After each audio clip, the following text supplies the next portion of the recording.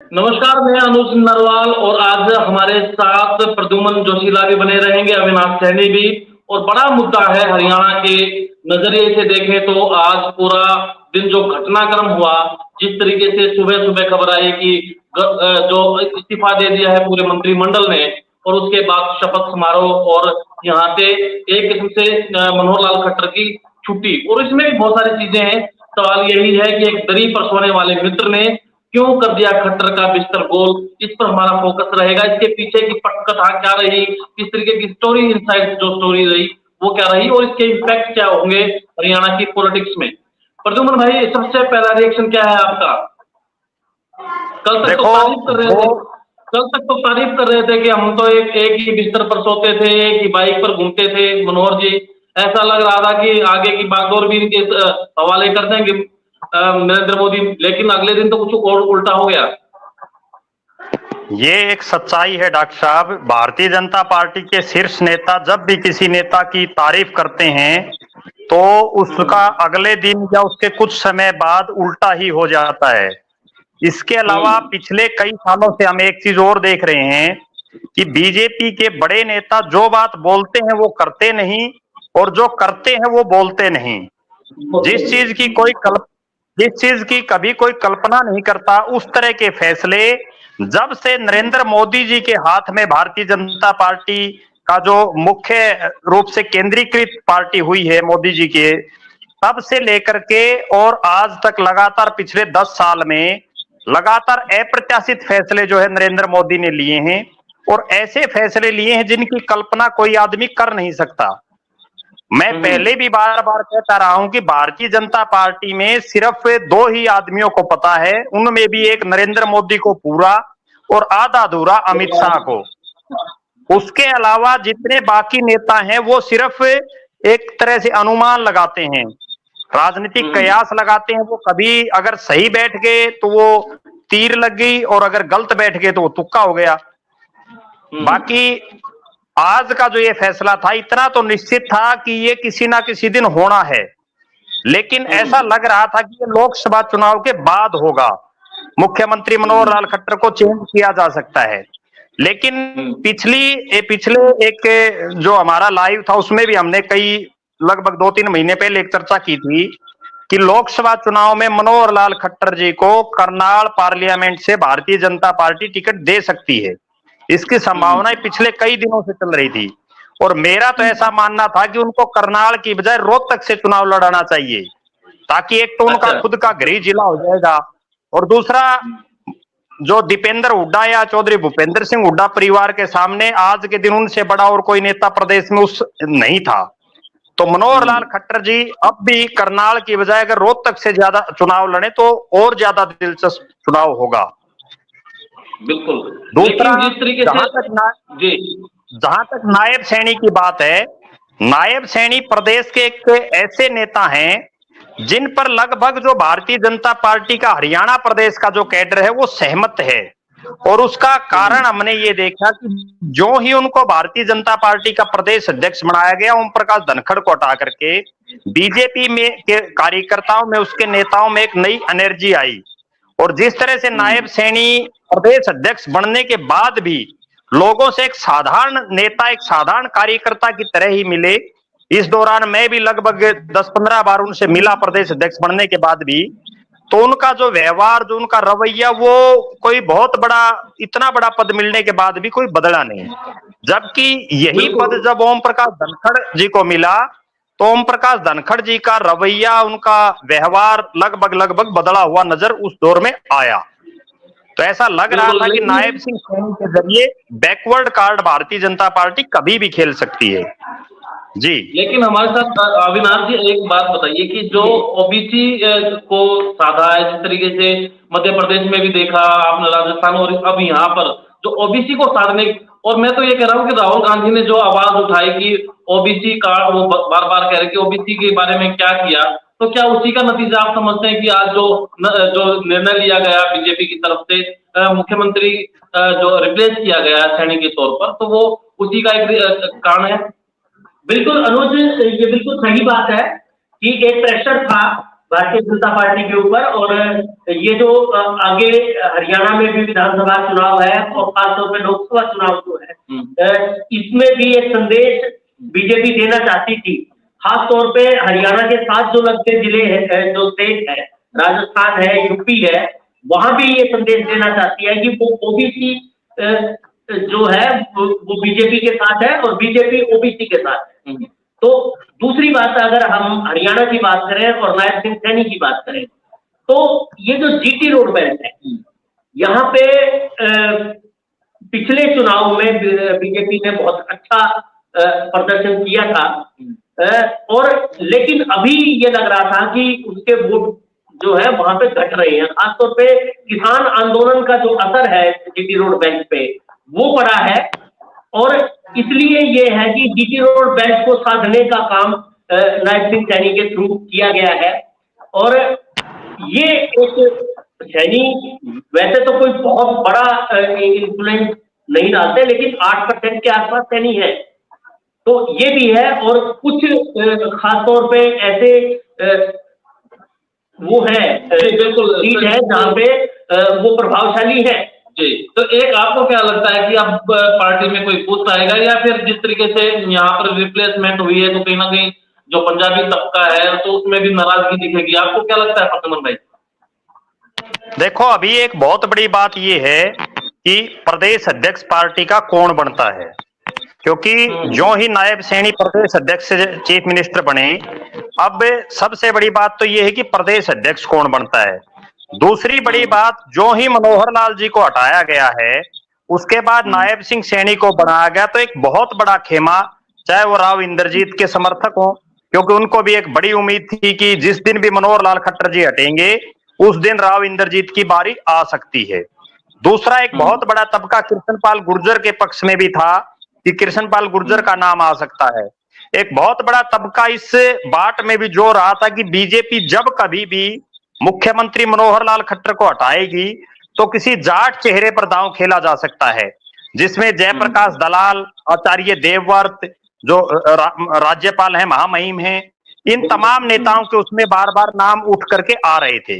इसके अलावा अगर किसी एसटी समुदाय से या किसी अग्रवाल समाज से भी एक दो नाम चले थे, लेकिन अब वो सारी चीजें तो एक तरह से जो है कल्पना से परे हो गई हैं। अब ऐसा कुछ नहीं होगा, क्योंकि यूं तो है नहीं कि अब अगले जो 6 महीने का कार्यकाल है इसमें भी मुख्यमंत्री बदल दें, लेकिन ये बीजेपी है, बदल सकती है, कोई बहुत बड़ी बात भी नहीं है। एक स्टेट में पीछे हमने देखा था कि एक साल में 3 सीएम बदल दिए थे भारतीय जनता पार्टी ने, तो हो सकता है, कोई बड़ी बात नहीं है। जी बिल्कुल, उत्तराखंड में। लेकिन असली कहानी अब ये है कि नायब सिंह सैनी मुख्यमंत्री जो रहे मनोहर लाल खट्टर, उन्हीं के पद चिन्हों पर चलते हुए काम करेंगे, या वो लोगों के साथ मेल मिलाप, जो लगाव, जिस तरह का उनका व्यवहार जब वो विधायक थे और सांसद थे तब रहा, वैसा ही रहेगा, तो निश्चित रूप से एक बूस्ट पार्टी को मिल सकता है। लेकिन अगर ये जो बड़े नेता हैं वो कोई इस तरह का मैसेज देने में कामयाब हो गए अपने कार्यकर्ताओं को कि अब हमारी यहाँ कोई दाल गलने वाली नहीं है, तो हो सकता है इसका नुकसान भी पार्टी को हो जाए।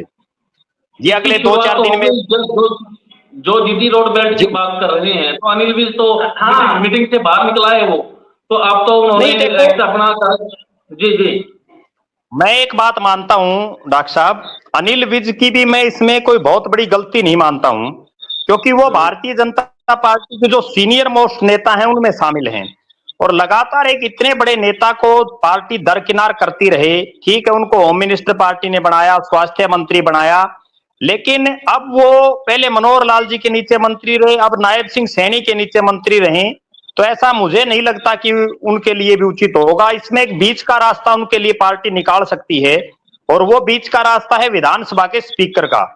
अगर उन जैसे व्यक्तित्व के नेता को विधानसभा का स्पीकर बना दिया जाए तो कोई एडजस्टमेंट हो सकती है। दूसरी एक कड़वी सच्चाई और मैं आपको बताऊं, जो बड़ी कड़वी है, और वो ये है कि अनिल विज का पूरे हरियाणा प्रदेश में कोई खुद का बहुत बड़ा जो है वोट बैंक खुद का नहीं है, वो केवल अंबाला के नेता हैं। ठीक है, वो जब मंत्री रहे तो उन्होंने कई लोगों को सस्पेंड किया, कहीं छापे मारे, कहीं कुछ किया, तो एक ऐसी छवि उन्होंने जरूर बनाई कि सरकार के ये बड़े एक्टिव मंत्री हैं, लेकिन उसके बावजूद उनका पूरे हरियाणा प्रदेश में अपने दम पर कोई वोट बैंक मुझे नहीं लगता है अम्बाला को छोड़ करके। और अगर उसको मंत्री ना बनाने का भी कोई नुकसान पार्टी को होगा तो वो भी केवल अम्बाला जिले में या अम्बाला के आर पार के क्षेत्र में ही हो सकता है। बिल्कुल, लेकिन जो नाराजगी है दूसरे खेमे में भी, और कह रहे थे कि कल जो घटनाक्रम शुरू हुआ तो कईयों ने अपने कुर्ते पजामे की अपना प्रेस करवा ली थी, और वो सोच रहे थे कहीं ना कहीं चूत उनका भी बैठ सकता है, तो नाराजगी तो होगी सीधी सी तौर पे। नहीं, ये तो नेचुरल बात है। देखो, जो ही नया मंत्रिमंडल बनाया, पहली बात तो ये है कि उस मंत्रिमंडल में उन्होंने मात्र 5 लोगों को जो है मंत्री की शपथ दिलाई, और वो 5 ऐसे थे जो कि पिछली कैबिनेट में भी कैबिनेट मंत्री थे, और उसमें जो कुछ नाम ऐसे थे जो बिल्कुल अप्रत्याशित रहे, जिनमें एक तो मैं हिसार के जो विधायक है डॉक्टर कमल गुप्ता, उनका नाम ना होना, इसको मैं एक बहुत बड़ी चीज मानता हूं, क्योंकि डॉक्टर कमल गुप्ता का पीछे एक बार मुख्यमंत्री के लिए भी जो है अखबारों में और मीडिया में नाम चल पड़ा था। तो कहीं ना कहीं मुझे ऐसा लगता है, मेरा जो निजी ओपिनियन है, कि भारतीय जनता पार्टी में जो अपने आप को बड़ा मानता है, जो अपने आप को ये समझता है कि मैं ही सब कुछ हूं, उसके पल्ले कुछ नहीं छोड़ते, उसको कुछ नहीं मिलता।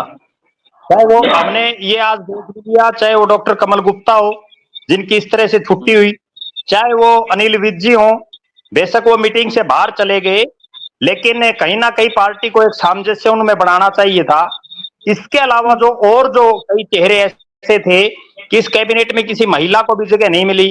एक युवा विधायक ऐसे भी थे जिनके समर्थक पूरे दिन से उनको उप मुख्यमंत्री का पद से नवाज रहे थे बार बार, और ये कह रहे थे कि भव्य बिश्नोई को उप मुख्यमंत्री बनाया जा सकता है, जो कि कोरी कल्पना, एक तरह से जो चंदा मामा की कहानियां हैं उस तरह की कहानी थी, क्योंकि एक ऐसे युवा को उप मुख्यमंत्री बनाना मैं तो नासमझी ही मानता हूँ। मनोहर कहानियां थी। जी जी, मनोहर कहानियां ही थी वो। और इसके अलावा जी, इसमें एक सवाल ये उठता है, इसमें प्रद्युम्न भाई और आपसे दोनों से करूंगा कि इसके पीछे की वजह आप क्या मानते हैं अपने तरीके से, कि मनोहर लाल को ये वक्त था कि अब हटा दिया जाए और चुनाव सर के ऊपर है, कभी भी अब कोड लग सकता है, तो स्टोरी क्या है? देखो, भारतीय जनता पार्टी और नरेंद्र मोदी और जो अमित शाह की जोड़ी है, वो लगातार ग्राउंड जीरो के सर्वे के आधार पर और विभिन्न जो उनकी एजेंसियां हैं उनके आधार पर इनपुट लगातार मंगवाती रहती हैं। पिछले काफी महीनों से हरियाणा प्रदेश में भी लगातार कई एजेंसियां सर्वे कर रही थी, कुछ साथी उनमें मुझसे भी मिले थे, और लगातार उसका निचोड़ एक ही आ रहा था कि हरियाणा प्रदेश में मोदी जी की खिलाफत नहीं, यहाँ खट्टर साहब की खिलाफत है। यहाँ के लोग खट्टर साहब की जो नीतियां हैं उसको पसंद नहीं कर रहे हैं, और अगर बीजेपी कहीं हारेगी तो वो खट्टर साहब की वजह से ही हारेगी। ये लगातार, और ये जब हम भी फील्ड में जाते हैं तो अक्सर लोग कहते हैं कि मोदी से कोई नाराजगी नहीं है, लेकिन खट्टर साहब सही काम नहीं कर रहे। और इसका एक जीता जागता प्रमाण ये है कि जब 2019 का लोकसभा चुनाव हुआ तो भारतीय जनता पार्टी 10 की 10 लोकसभा सीटें जीती, और 79 विधानसभा सीटों पर भारतीय जनता पार्टी लोकसभा चुनाव में आगे रही।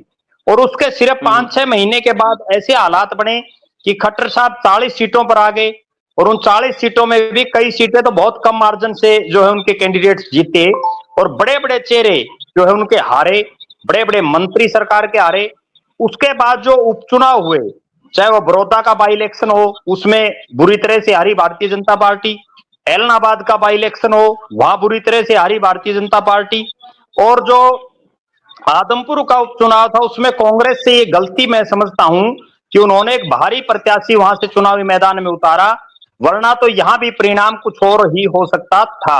तो लिहाजा खट्टर साहब से बड़ी नाराजगी जो लोगों में चल रही है, ये तो होना ही था, और ये लोकसभा चुनाव से पहले हो गया तो इसका भारतीय जनता पार्टी को कुछ ना कुछ फायदा भी हो सकता है।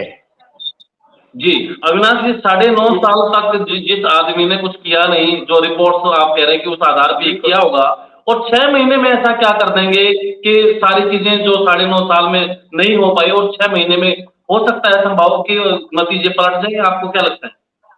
देखिए, पहली बात तो मैं आपसे सहमत हूँ बिल्कुल कि जो 9.5 साल का टाइम है उसमें जो सरकार के प्रति असंतोष बनता है, वो भी इस सरकार के प्रति था, और खास तौर पे मनोहर लाल खट्टर के प्रति था। कानून व्यवस्था की बात करें या नौकरियों की बात करें या विकास की बात करें, तो बहुत सारे मुद्दे थे। और वो जो लोकल लेवल पे जब चीजें सिमटती हैं, जब अपनी अपनी विधानसभा, अपने अपने शहर में जाके चीजें देखते हैं लोग, तो वहां पे कोई बहुत ऐसा काम किया हुआ नजर नहीं आ रहा था जिससे कि सरकार के प्रति एक बहुत अच्छी छवि लोगों के मन में बने। तो इस वजह से एक तो ये बात रही है।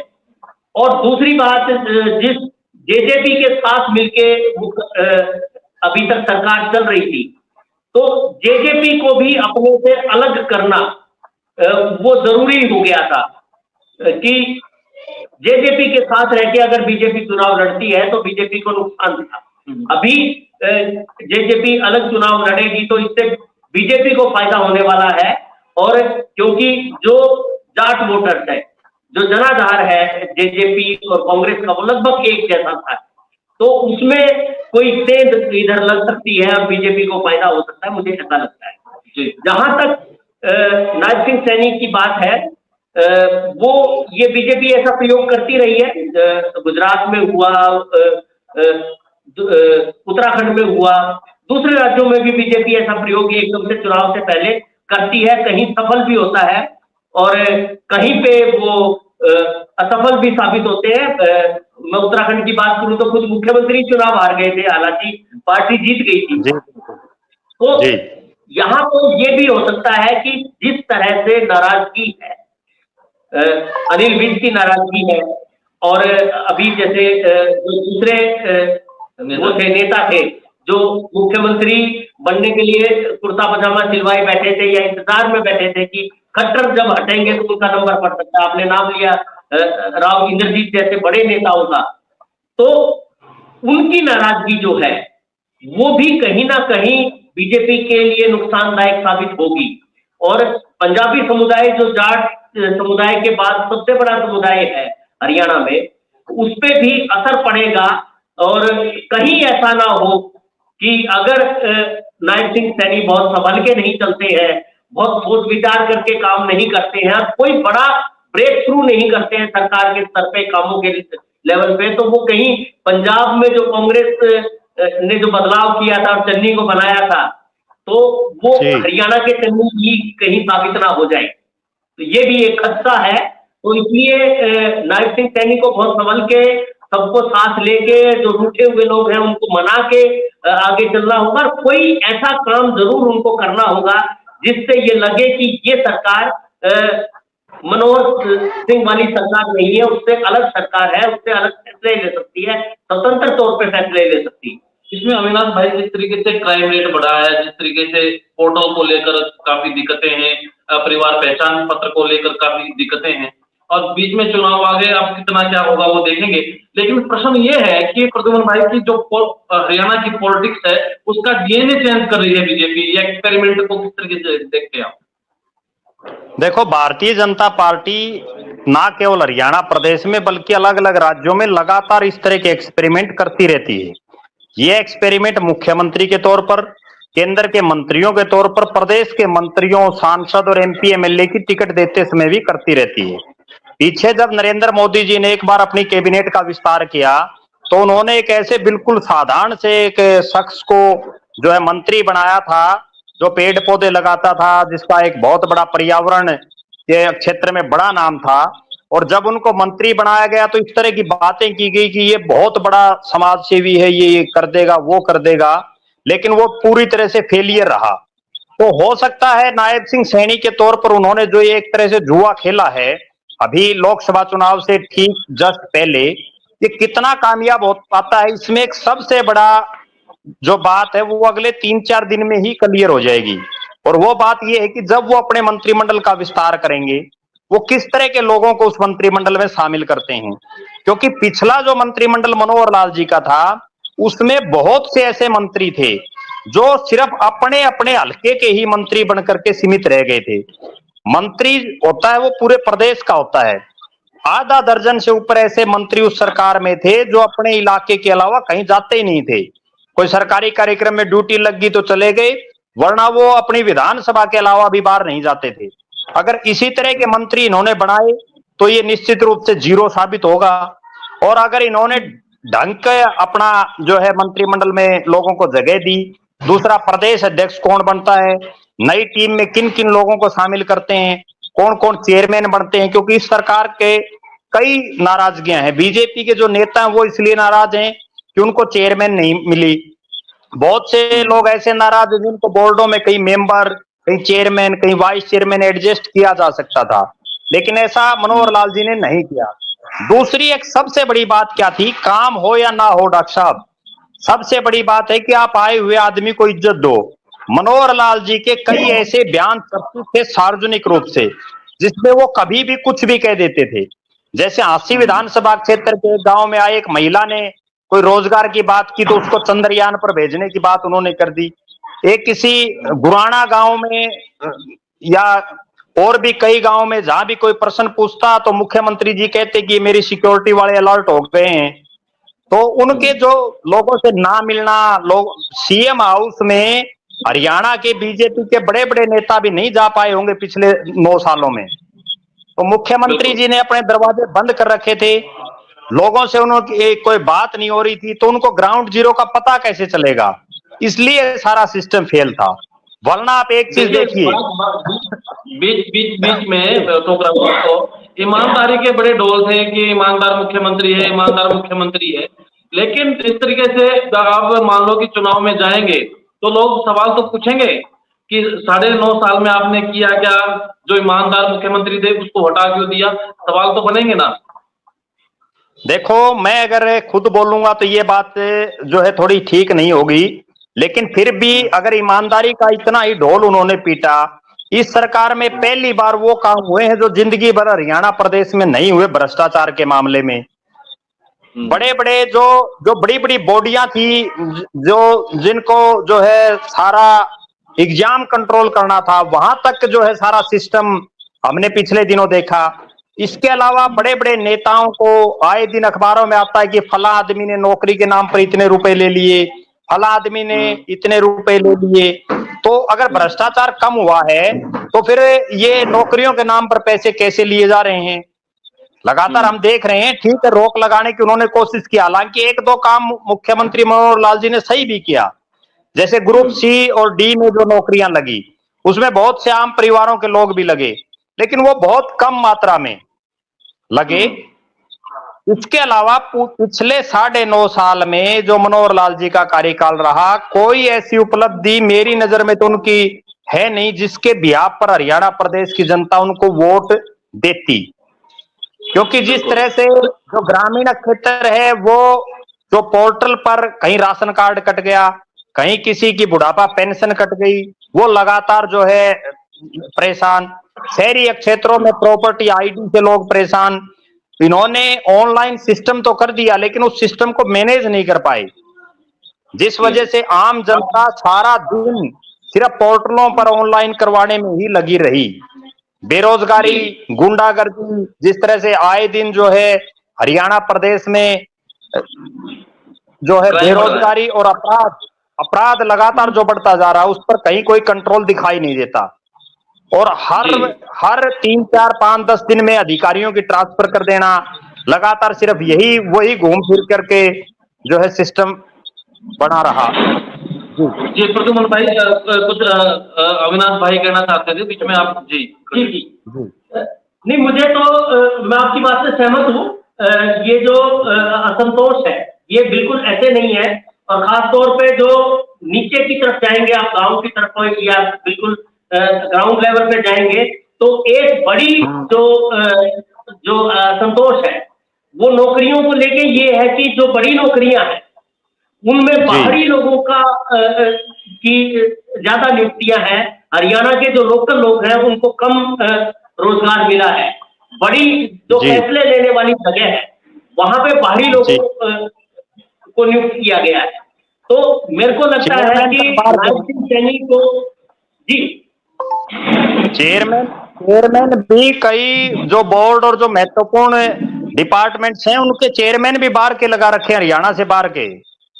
तो वही है, वही कहीं ना कहीं सवाल तो उठेंगे कि प्रदेश में इस तरीके के लोग होने के बावजूद भी भारी लोगों को वहां पर बिठाने का मतलब क्या है?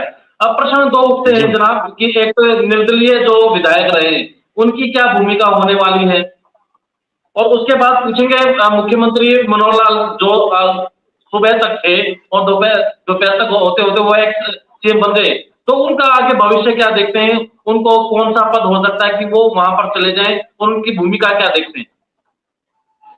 देखो, एक बात तो निश्चित है कि इस सरकार को कोई खतरा नहीं है, क्योंकि जो निर्दलीय विधायक और जेजेपी के जो कुछ विधायक हैं वो तमाम सरकार के साथ रहेंगे। और आज भी हमने वो प्रमाण देख लिया, जब 5 मंत्रियों में एक निर्दलीय, जो रानिया के निर्दलीय विधायक हैं चौधरी रणजीत सिंह चौटाला, उनको कैबिनेट मंत्री की आज शपथ दिलाई गई। तो निश्चित रूप से निर्दलीय विधायक तो कहीं जाने वाले नहीं हैं। दूसरी बात, उन निर्दलीय विधायकों में से क्या किसी और विधायक की भी मंत्री बनने में लॉटरी लगती है? एक तो ये बहुत बड़ी बात देखने को मिलेगी। दूसरी बड़ी बात, जेजेपी से जो लोग टूट करके आते हैं, क्योंकि आज एक बहुत बड़ी बात ये भी रही कि देवेंद्र सिंह बबली को भी मंत्री नहीं बनाया गया। देवेंद्र सिंह बबली लगातार जो है मुखर थे और लगातार मुख्यमंत्री मनोहर लाल के संपर्क में थे, लगातार वो भारतीय जनता पार्टी के जो है नीतियों को लगातार आगे बढ़ा रहे थे। उसके बावजूद उनको भी मंत्रिमंडल में जगह ना मिल पाना एक बड़ा प्रश्न है। अब जो आप कह रहे हैं कि मनोहर लाल जी का क्या होगा, मनोहर लाल जी का मुझे ऐसा लग रहा है कि अभी आज के हालात में संजय भाटिया जी को प्रदेश अध्यक्ष बनाया जा सकता है, जो अभी फिलहाल करनाल के सांसद हैं, और हो सकता है मुख्यमंत्री मनोहर लाल जी को करनाल से या रोहतक से पार्लियामेंट का चुनाव लड़ाया जा सकता है। दूसरी बात यह है, अगर उनको चुनाव नहीं लड़ाया जाता तो कहीं, क्योंकि वो संगठन के पुराने खिलाड़ी हैं, तो पार्टी में कहीं ना कहीं संगठन में उनको एडजस्टमेंट दी जा सकती है। और तीसरा जो एक विकल्प उनके पास है वो है किसी राज्य का राज्यपाल उनको बना करके और भेजा जा सके। जी, तो ये अविनाश भाई से सवाल है कि ये सारा जो क्रम रहा पूरे सुबह से लेकर शाम तक, शायद कल कैबिनेट की मीटिंग बुलाई है क्या? कैबिनेट मीटिंग नहीं, कल विधानसभा का स्पेशल सत्र बुलाया है। हाँ, विधानसभा का सत्र है जी, और तो उसमें कल जो है वो अपना विश्वास मत प्रस्तुत करेंगे और विश्वास जो है हासिल करेंगे। कैबिनेट की मीटिंग तो आज उन्होंने अनौपचारिक रूप से बुला ली, नायब सिंह सैनी ने मुख्यमंत्री बनते ही। तो कल साबित कर दो जी। और कल मुझे जो लग रहा है जी, कल मुझे जो लग रहा है कि कौन कौन विधायक जो है भारतीय जनता पार्टी की सरकार के विश्वास जो मत है उसमें समर्थन में होंगे, उसके बाद ही उनको इनाम दिया जाएगा। उसके बाद ही जो मंत्रिमंडल में खाली जो पद हैं उसकी भरपाई की जाएगी। और उसमें सबसे बड़ी बात यह है कि जेजेपी के जो 10 विधायक हैं, कल की एक और खास बात बताऊं अनुज जी, कल जेजेपी कल तो रैली कर रहे हैं जेजेपी वाले, तो आपके हिसाब मैं वही बता रहा था। कल की एक विशेष बात यह है कि कल जो जेजेपी के राष्ट्रीय अध्यक्ष हैं डॉक्टर अजय सिंह चौटाला, उनका जन्मदिन है। और कल जेजेपी हिसार जो दुष्यंत चौटाला जहां से सांसद भी रहे हैं, वहां वो एक रैली कर रहे हैं। और जो ही वो मुख्यमंत्री की कुर्सी चली गई, उसके बाद उन्होंने अपने कार्यकर्ताओं को और ज्यादा एक्टिव कर दिया कि अब तो इस रैली में जो है ये मूछ का सवाल हो गया है, ज्यादा से ज्यादा भीड़ लाएं। और आज की एक और खास बात बताऊं हिसार की, जो बहुत से दर्शकों को नहीं पता होगा, आज जो जेजेपी कोटे के मंत्री थे अनूप धानक, वो इसी रैली के निमंत्रण के सिलसिले में अपने ही हल्के उकलाना के बोबुआ गांव में गए हुए थे। और वहां उन्होंने जो है उनके साथ बड़ी इस तरह से लोगों ने ट्रीट किया उनको कि उनको वहां से कार्यक्रम अपना रद्द करके एक अपने कार्यकर्ता के घर चाय पी करके और वहां से उनको जो है नंगे पांव दौड़ना पड़ा, भागना पड़ा उस मीटिंग को छोड़ करके। तो निश्चित रूप से इनके उल्टे दिन तो जो है शुरू हो चुके हैं जेजेपी के। अब देखना यह है कि कल की रैली में कितनी भीड़ आती है, उस पर सबसे बड़ी निगाहें रहेंगी।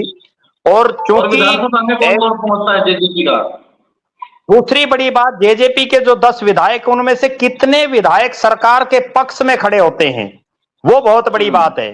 क्योंकि कई विधायक पिछले कई दिनों से लगातार मुखर हैं, चाहे वो राम कुमार गौतम हो, रामनिवास सुरजाखेड़ा हो, देवेंद्र सिंह बबली हो, और इसके अलावा जो 3-4 विधायक और हैं जिन पर ऐसी लग रहा है कि वो भी सरकार के साथ जा सकते हैं, कुछ भी हो सकता है। जी जी, आप कुछ कह रहे थे? जी,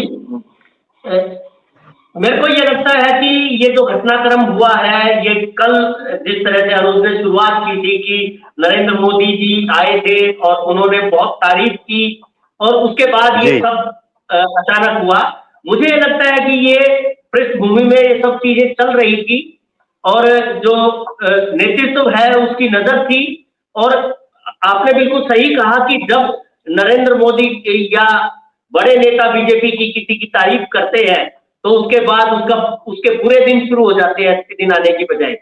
तो ये हुआ, और इसमें अब जो स्थिति है, अब कांग्रेस ने भी आज अपनी मीटिंग बुलाई है विधायकों की, और वो मीटिंग हुई है। तो कांग्रेस को भी अपनी एक रणनीति बदलने की जरूरत है। जिस रणनीति को लेके वो आक्रामक थे, जो नेतृत्व था खासतौर पे मनोहर लाल खट्टर, उसकी नीतियों पे और उनके कामों पे जिस तरह से वो आक्षेप लगा के आगे बढ़ रहे थे, अपना जनाधार बढ़ा रहे थे, इलेक्शन की तैयारी कर रहे थे, तो उसमें अब उनको अपनी रणनीति बदलने की जरूरत पड़ेगी। क्योंकि मुख्यमंत्री नए हैं, उनके पास कहने को ये है कि अभी मैं आया हूं, अभी मुझे देखने दो, अभी मुझे करने दो। तो उसमें वो क्या अपना वो करते हैं, किस तरह से जो बीजेपी ने एक दाव खेला है, उस दाव को कैसे काउंटर करते हैं। तो एक काम तो ये कांग्रेस का भी रहेगा। और दूसरा, जो जेजेपी को अकेले अभी तक वो सोच रहे थे कि मिलके चुनाव लड़ेंगे, तो जेजेपी के सामने प्रॉब्लम ये है कि वो बीजेपी के खिलाफ लड़के आए थे, और उनका जो अपना वोट बैंक था वो उनसे नाराज हुआ था जिस समय पे वो बीजेपी के साथ सरकार में गए थे। तो अब वो कितना उनके साथ रहेगा, और जो नया वोट बैंक उन्होंने कितना कमाया है, तो ये भी देखने की बात है। तो ये एक चीज है, मेरे को लगता है हरियाणा में अगले कुछ दिन बहुत ही महत्वपूर्ण होने वाले हैं, जिसमें कुछ नई चीजें और घटित होंगी।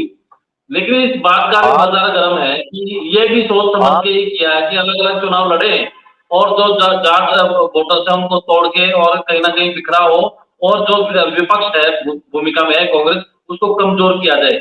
इस तरह की खबरें भी जो है बाजार में प्रद्युमन भाई। ये जो आप बात कह रहे हो, ये भी पिछले कई दिनों से चल रही है, और हरियाणा की जनता बड़ी राजनीतिक रूप से जागरूक है।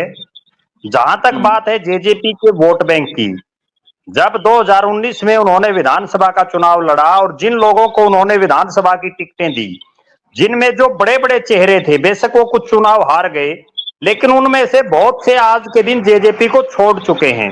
नांगल चौधरी से आप शुरू हो जाइए और हरियाणा के आखिरी छोर तक आप चले जाइए, जितने 20,000, 30,000, 40,000, 50,000 के कैंडिडेट थे, उनमें से ज्यादातर आज के दिन दुष्यंत चौटाला और उनकी पार्टी को अलविदा कह चुके हैं। बहुत से नेता और कार्यकर्ता भी अलविदा कह चुके हैं। तो ये कहना कि जेजेपी का आज हरियाणा प्रदेश में कोई बहुत लंबा चौड़ा जो है वोट बैंक है, वो मैं नहीं मानता आज के दिन। हालांकि कई बार होता क्या है, पिछली बार भी सूत कैसे आई दुष्यंत चौटाला के, कि बड़ी पार्टियों की टिकटें जब किसी नेता को नहीं मिल पाती या उनकी कट जाती है, तो वो छोटी पार्टी की तरफ रुख कर लेता है।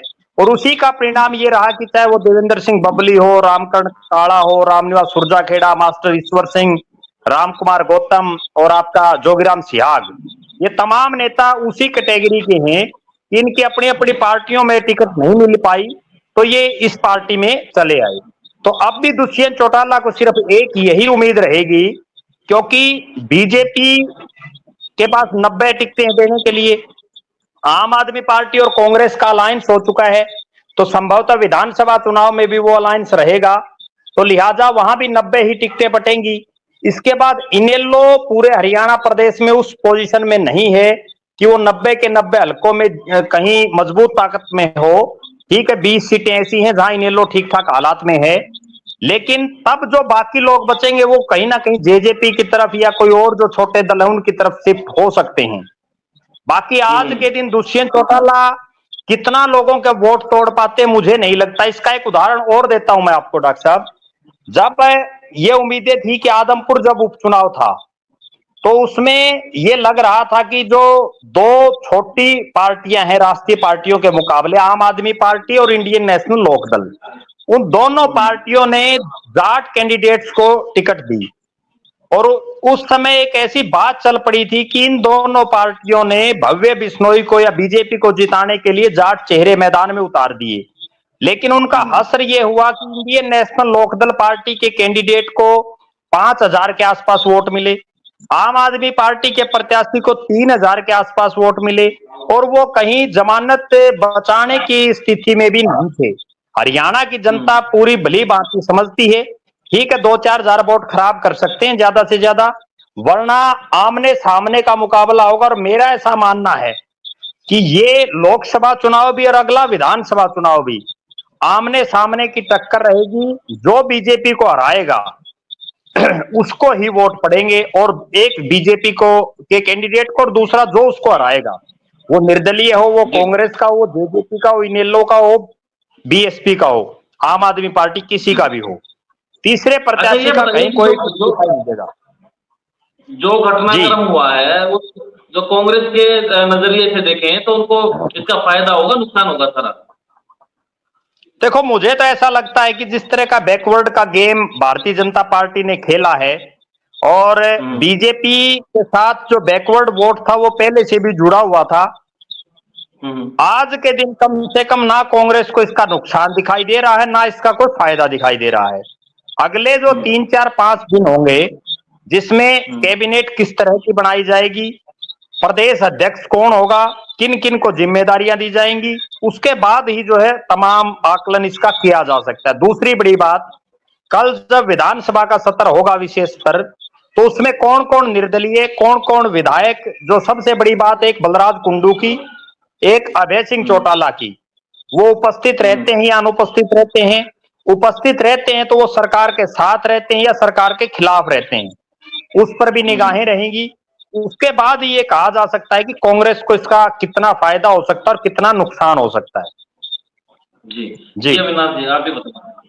जी, मैं तो सिर्फ आपकी बात में ये जोड़ना चाह रहा हूं कि अभी तक जो स्थिति को अगर देखें, हम विधानसभा वाइज भी देखें तो जेजेपी 5 लोकसभा सीटों जो सीट है उन्हीं में अपनी कोई विधानसभा सीट जीत पाई है, जिसमें से हिसार में 4 सीटें उन्होंने जीती हैं, सोनीपत में 1 सीट जीती है, कुरुक्षेत्र में 2 सीटें जीती हैं, भिवानी महेंद्रगढ़ में 1 सीट जीती है और सिरसा में 2 सीट जीती है। तो इस लिहाज से एक तो 5 लोकसभा सीट तो बिल्कुल ऐसी बच गई जहां पे जेजेपी की विधानसभा में भी कोई पैठ नहीं बन पाई, कोई उम्मीदवार उनका जीत नहीं पाया। और बाकी सोनीपत और भिवानी महेंद्रगढ़ में भी एक सीट जीत पाई है और उसमें से 5 विधायक, 10 में से 5 विधायक ऐसे हैं जो भारतीय जनता पार्टी के साथ जा रहे हैं। तो ये बिल्कुल 50% हो जाता है। तो जेजेपी का जनाधार कोई 2-3 लोकसभा सीटों पर ही बनता है, इससे ज्यादा पे नहीं बनता है। अब तो बुधवार को का दिन भी पूरा विशेष रहेगा क्योंकि विशेष सत्र भी है और वहां पर कौन कौन पहुंचते हैं और हिसार में कौन पहुंचते हैं जेजेपी की उस रैली में, तो ये भी देखना होगा। उससे आगे रास्ता निकलेगा राजनीति का, कहाँ क्या कुछ होगा, तो उस पर भी हम चर्चा करेंगे। और आज का तो यही था कि क्यों यहाँ पर मनोहर लाल खट्टर का ऐसा विकल्प के तौर पर यहाँ पर जो नायब सैनी है उनको चुना गया, क्यों मंत्रिमंडल को यहाँ पर बिल्कुल नए सिरे से बनाने की बात की गई, गठबंधन क्यों टूटा और इसके जो मनोहर लाल खट्टर है उनका आगे का कदम क्या हो सकता है, वो चुनाव लड़ेंगे या फिर किसी स्टेट के वो राज्यपाल बनेंगे। तो तमाम बिंदुओं पर हमने बात की। प्रद्युम्न भाई और अविनाश जी आपका बहुत बहुत धन्यवाद। कल भी हम जुड़ेंगे इस मुद्दे के ऊपर कि विशेष सत्र में क्या कुछ हुआ और जो हिसार के आप में कि हिसार में जो रैली है उस पर भी हम निगाह बनाए रहे। धन्यवाद जी। धन्यवाद।